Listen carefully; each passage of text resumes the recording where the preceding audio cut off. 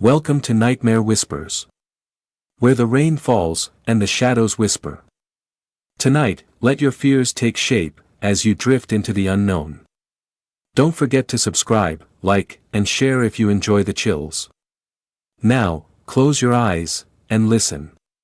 Last night was the most heart-wrenching and frightening of my life, so much so that I can barely bring myself to contemplate it. By now I will have submitted what occurred during my visit to that cursed place I once called home, a visit which heralded the return of my childhood fears. No matter what foul thing befell me then, nothing could have prepared me for last night. After waking up to the chilling sight of that toy soldier, bitten in half, I found that the window to my bedroom was slightly ajar. On closer inspection it looked entirely as if the window had been prized open from outside. The latches were bent back, out of position as if subjected to an unrestricted, unbound brute force. From the outside looking in, I could see 3 indentations where the unwelcome housebreaker had used some kind of tool to leverage the window unnaturally away from its latch. What was peculiar about those markings was that they seemed to cut across the outside of the window frame like an old uneven razor, unlike a crowbar or other implement which would have merely left a dent where it had been used as a wedge, to force the window open. Nothing had been stolen, and I attempted to rationalize the markings on the window as human-made, and not claw-like, as they appeared to be. The toy soldier returned to me so violently, I could not explain. My heart sank at the very thought of it. I knew it was a message, but it seemed to me to be more of a twisted joke, announcing the arrival of my childhood predator, rather than something to be puzzled over or interpreted. I spent the morning checking each room of my house and its contents. Nothing was missing. I could only hope that whatever that fiend had been in the back seat of my car the previous night, that it had only wished to frighten me one last time, and then be on its way. Perhaps its reach would be weakened so far from my childhood bedroom. It is all too easy for any sane person to persuade themselves that a traumatic event is something more benign, but in this instance I could not. That broken toy was not a mere joke, but a promise. A promise that it would return, for what I did not wish to know. My thoughts naturally tumbled inwards and back to those terrifying nights I had as a child. I was now reintroduced to the apprehension of bedtime, the longing for the day, and the anxiety of night. Like an old and relentless enemy, my fear grew throughout the day, festering inside of me, leading to strange and ominous thoughts about the consequences of unwittingly bringing that thing home. Do not misunderstand me, my fear was not simply for my own safety. As a child I believed that my nightly visitor was transfixed and consumed by wanting me, but I did not feel that my loved ones were in any danger. This, however, had changed.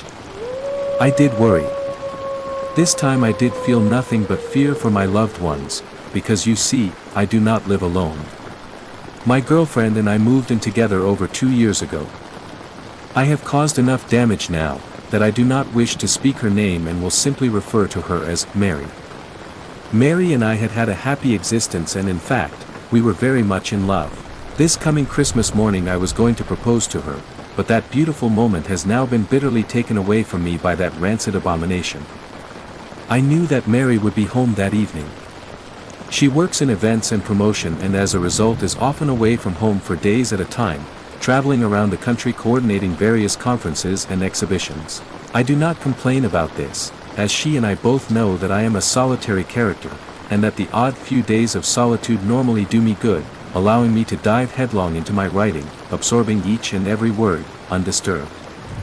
Despite this, I always miss her, and with the events of the past week, reliving those torturous nights and then allowing them to return, I had missed her far more acutely than I had ever previously done so.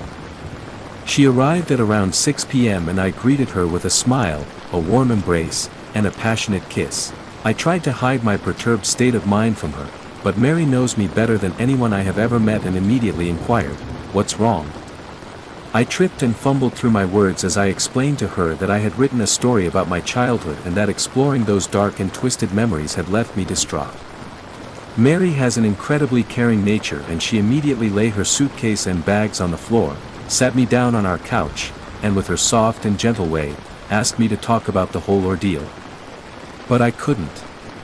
I couldn't mention this thing, this wretch which had now found its way to our home, an invisible and twisted invader which had been led there by my idiotic curiosity. At the time I felt that she would think me mad, but now how I wish I had told her the truth. If there is one thing more damaging to a relationship than a lie, it is a half-truth. Not because it is deceitful, but because it is a corruption of the truth, perverted and abused to suit the teller's needs. I told her my half-truth. I told her about my story, that of the thing in the narrow room and the watcher at the end of my bed, but that is where the truth ended and a lie began. I deliberately and deceitfully mentioned that it was of course just my imagination as a child, and neglected to talk of my experiences of returning to the scene of those depraved crimes. Knowing that she would see the damaged window latch and claw marks, I spun my web as I told a grand tale about waking up to a burglar attempting to break into our house, and having to chase them away. I was quite the hero. I lied to her, and she showed me great sympathy and kindness for my deception. I was embarrassed by the truth then, and I am ashamed of my lie now. If I had been truthful, then perhaps we could have faced this menace together, but instead that thing took advantage of my dishonesty and put a wedge between us. The events of last night desecrated the most important thing in the world to me. Night-time arrived in all of its bleakness, and was unwelcome. I lay in the darkness, waiting. Mary was sound asleep next to me, each breath a soothing reminder of companionship, but despite my growing aversion to loneliness, I would have no sleep that night. I knew from experience that when my uninvited guest would show itself, it would do so with subtlety, increasing its grip on me with each visitation as if requiring time to build up its strength, a leech feeding on my fear for succor. My nerves kept me on edge, which fought back the oncoming onslaught of sleep admirably. In the end though, biology won, and as my bedside clock lumbered towards 4 a.m., sleep took me, the relaxing blanket of nightly oblivion, anxiety washed away, my worries a distant memory, sinking deeper into the soft mattress below and finally into a long sought for rest. Sleep, no matter how deep, is rarely all-encompassing. For as I hovered over the cusp of a dream, something began to bother me. Something invasive, yet distant. I slowly opened my eyes and allowed them to adjust to the darkness. Mary lay soundly asleep, and I calmed myself by listening to her breathing in the night. Inhale was followed by exhale, again, and again, rhythmically, hypnotically, I began to drift towards sleep once more. But, no. There it was, something else, distinct yet undefinable. It was distant, out of the way, almost obscured or smothered as if coming from behind something. I strained my ears in an attempt to define it, but it was all too quiet. I remained in the bed for several more minutes, but with each passing second that almost inaudible sound grated on me, like broken glass on a raw nerve. Sleep was now abandoned, and with much frustration I decided to reluctantly investigate the source of the noise. I sat up in the bed and listened intently. It was unlike any other sound I had ever heard. Quiet, low, but as my mind adjusted to the noise I slowly began to piece its nature together. It was most certainly obscured by something, but the closest thing I could relate it to was a repetitive murmur. I heard something similar previously when I was a child visiting my grandmother in a nursing home, a place which had left an impression on me, seeing the wandering residents confused and of a fractured mind, meandering around the grounds like lost inmates murmuring repetitively to themselves of days gone past, repeating nonsensical phrases and words. This is what it reminded me of, a continuous stream of indecipherable words, uttered by someone in the throes of confusion. I turned to check on Mary, watching her chest rise and fall with each breath. Assured that she was undisturbed, I left the bed. As I stood up I recognized immediately that the murmuring was louder. While dark, I had left a light on in the hall as I always do, which crept under the door and allowed me to view the room in a dim, but visible way. I looked around to see if anything was out of place, but the room appeared as expected. My mind ambled back to that night as a child in the second room, when noises could be heard from some unseen, yet ever-present menace. I took a step forward, and as I did so the noise once again grew in volume. While I was still at a loss in deciphering the words, I could now hear the character of the voice. It was old, scratched by age, with a harsh, guttural undertone to it. The words were being repeated at a frantic pace and seemed anxious, yet muffled by some unknown barrier. I was frightened, but I drew strength from Mary being in the room, and with a deep breath filled with trepidation, I took another slow and silent step forward, my bare feet cushioned by the cold floor below.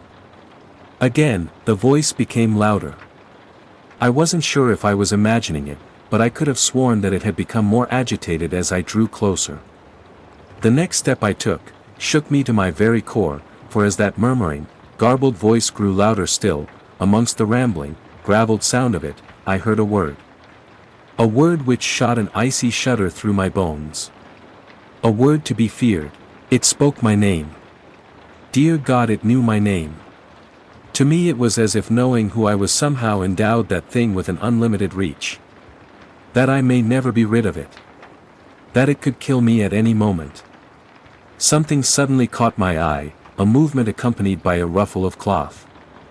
I knew now where that rhythmic, agitated voice originated. I knew now why it was muffled and difficult to decipher. I could now see it, only a few feet in front of me. Standing behind the closed curtains. The moon was in its ascendancy outside, and while its glimmer could not entirely penetrate the thick cloth, it could barely, and faintly, outline the thing watching between my window and the curtains. I cannot now convey the strangeness which then overcame me. My anxiety and terror had heightened, but an unusual compulsion, an untimely sense of purpose took me over. I had to see what it was. I took another tentative step towards the curtains. They swayed slightly as if caught by a breeze, but I could not tell whether the movement had been caused by myself, or the hand of that thing hiding behind a shroud of cloth. I was now close enough to hear its labored breathing, the displacement of fluid at the back of its throat palpable with each inhalation. This was it. I was going to confront this monstrosity from my past, this tormentor of children, this coward. Raising my right hand slowly, I accidentally touched the fabric of the curtain, causing a subtle ripple which parted them momentarily. I gasped, for through that temporary slit, only for a moment, I saw it. My God, how can I describe what was standing there? Even now, I close my eyes and wish that I could erase it from my memory. It shivered and shook as it continued to murmur, repeating some indecipherable phrase, sounding like a bizarre mixture of numerous languages. Its emaciated skin stretched over an unnatural frame of brittle and prominent bones, vertebrae, ribs, and other inner workings almost protruding through its paper-thin, pale, languidly pink, and almost bruised-looking husk. As malnourished as it appeared, the stomach was distended in places and its bony appearance did nothing to diminish the feeling that it was capable of exerting itself with brute, perverted force on any of its victims. Sickness swelled in my stomach, a tainted, offensive smell filled the air, and as it murmured and whispered in the darkness through what sounded like broken, fractured teeth, I could not help but feel pity for this wretch, quivering in the night as if victim of a long starvation. I quickly came to my senses and realized that this thing was not to be pitied, but feared. Not to be understood, but exposed. It was not shivering because it was cold, it was shaking with excitement, like a drug addict anticipating their next dose. Standing there contemplating what I had just seen between the curtains, I once again prepared myself to remove its shrouded, clothed protection and to reveal it for what it was, a cold-hearted vandal, a prowler of the worst kind, a deviant festering in its own delectation. As I once again raised my hand to draw the curtain, something caught my attention. Its incessantly confused, gravelly, and inarticulate whispers squeezed through that broken mouth and uttered the three most terrifying words I have ever heard. Look behind you. A cold breath slid down the back of my neck. Momentarily I froze, but love is a powerful motivator. Had I been on my own, fear would have taken me, shaking any possibility of resistance from my mind, but with Mary sleeping soundly in the same room as that thing, shielding someone I loved from that wretch was my only thought. I turned around slowly and as I did so, I could hear it wheezing, gasping, groaning for air. At a quarter turn, I could smell its breath, the stench of death hung in the air, plague-like and foul. Then, I heard another voice. It was not that horror in the darkness, but Mary. She let out a scream which startled and distressed me to my very core. A scream which will haunt me for the rest of my days. I turned quickly and laid eyes on it, but it wasn't behind me, it was on the bed. It writhed and rasped, wheezing in delight, its bony spine curved with the anguish of countless years protruding through a ragged, torn piece of cloth which hung loosely over its torso, in a vain attempt to appear almost human. But was it human? Had it once been human? Or was it something so vile, so despicable, so utterly and sorrowfully contemptible that no man or woman could ever attempt to quantify or understand it? I sprung forward towards it, grabbing, hitting, pulling at that thing with every ounce of my strength, its loose skin slipping through my hands. It squeezed and forced Mary's face into her pillow with glee, as its other limbs arched and contorted, tearing at her nightdress, running its long, starved fingers over her naked body with its sordid caress. Mary's screams were muffled by the pillow as I began to fear that she was being suffocated. I shouted, I yelled, I pleaded with that thing to leave her alone, to take me, to do anything it wanted, but that only served to animate the fiend to even greater depths of depravity. It was hurting her, cutting her. My beautiful Mary. Suddenly it stopped attacking her, but it still kept one of its brittle, gangly, and gaunt yet weighted hands on the back of Mary's head, pushing her face further into her pillow. I had my hands around its putrid neck, trying as best I could to strangle the beast, but my efforts were in vain. Its scrawny frame belied its overpowering strength. I watched in sickly disbelief as it began to run its cadaverous fingers through Mary's hair, slowly, and almost with affection. I could now hear the twisting and cracking of bone, the popping of cartilage, the snapping of tendons. Thank God it was not coming from Mary. I was now on its back with my arm wrapped around its throat, and my chin rubbing against the abrasive skin of its shoulder. As its spine dug sharply into my stomach, it twisted its head in an entirely inhuman way. Its neck clicked and groaned under the strain with every arthritic movement, as if hindered by 1,000 years of rigor mortis. It was now looking at me. I have heard it often said of some people that they cannot see the forest for the trees, but now I truly appreciate that sentiment, so close was I to its black, icy stare that I could not take in its surrounding features. I increased my grip, I swore, I screamed, I would have torn its throat out if I could have, but it was all in vain as it continued to run its scrawny fingers through Mary's hair nonchalantly while looking at me.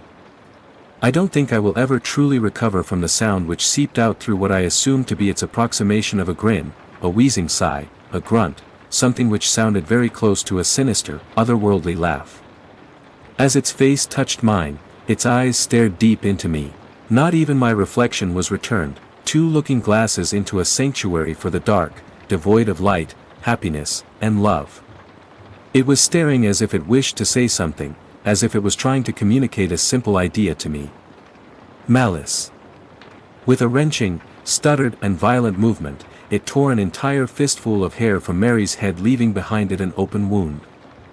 Then it was gone. Mary did not scream, she merely whimpered.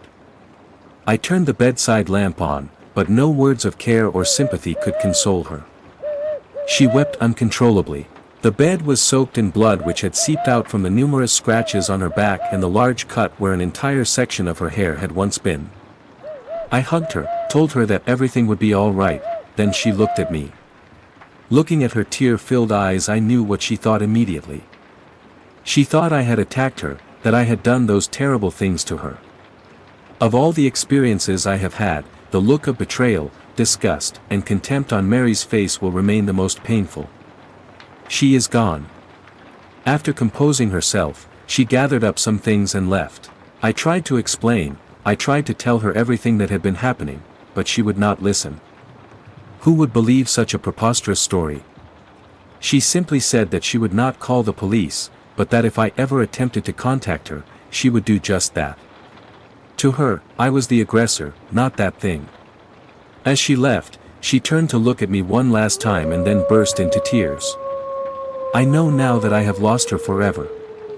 The woman I love more than anything on this earth thinks I am a violently hideous human being.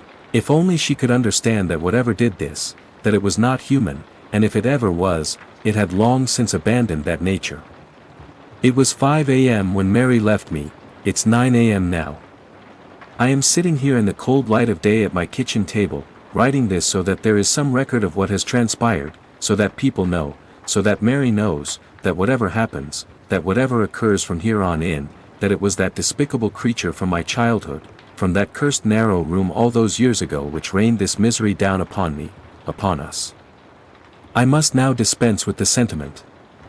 I could easily sit here mourning the loss of my relationship with Mary, or I could allow myself to be overcome with fear, to do nothing. But that simply will not do. I can hear the laughter of my neighbor's children outside. At different stages in my life, I remember that same feeling of joy and happiness from something as simple as playing with friends, or climbing a tree, or kissing the woman you love, or even drifting off to sleep at bedtime to dream of what could be, in the safety of a happy family home. Memories, only memories that I fear I will never experience that happiness again. This thing has broken me. But I am resolute.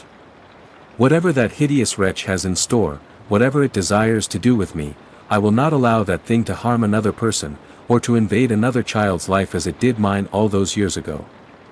I must leave you all now as there is much to be done before it gets dark, before it returns. My plans are made and with any luck they will succeed.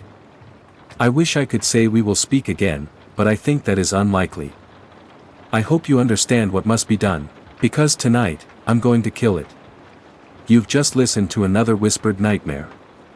We hope it haunts your dreams, just enough. For more terrifying tales under the rain, hit subscribe, and turn on the bell so you never miss a whisper. Sleep tight, if you can.